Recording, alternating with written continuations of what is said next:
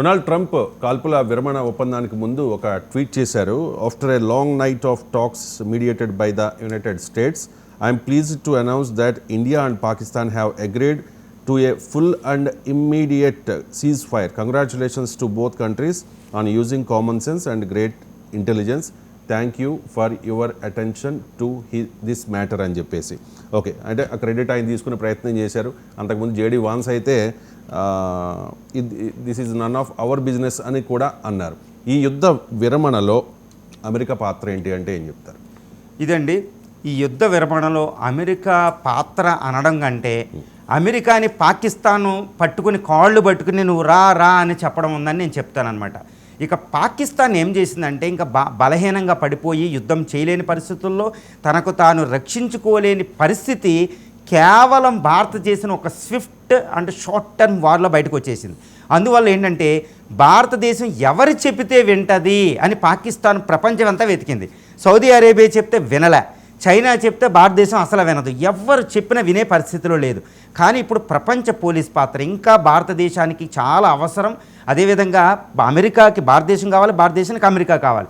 ఇంకా దిక్కులేని పరిస్థితుల్లో ట్రంప్ గారి కాళ్ళు పాకిస్తాన్ పట్టుకునేదని పూర్తి విశ్వసనీయమైన రిపోర్ట్లు కూడా బయటకున్నాయి అనమాట.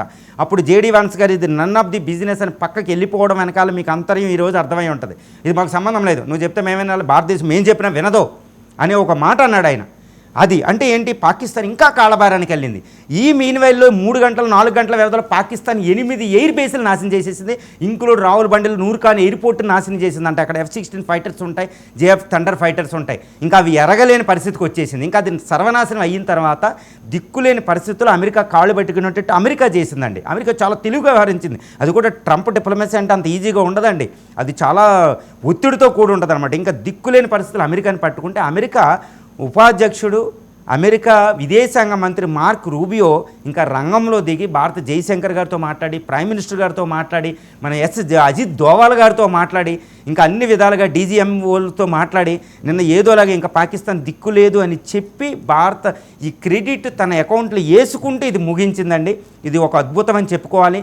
ఓకే, అమెరికా పోలీస్ పాత్రకి భారతదేశం గౌరవిస్తే భారతదేశ గౌరవ ప్రతిష్టల భంగం కలగకుండా ఈ విజయం భారతదేశాందే అని చెబుతూ చైనాది పాకిస్తాన్ అపజయం అని చెబుతూ నేను ట్రంప్ గారు చాలా సందేశాన్ని ఇచ్చారు ప్రజలకి, ప్రపంచానికి ఇచ్చారు. అంటే భారత గౌరవ ప్రతిష్టలు అంటే అమెరికా తన పోలీస్ పాత్రను ఇంకొకసారి నిరూపించుకున్నట్టు అయిందని మనం చెప్పొచ్చు.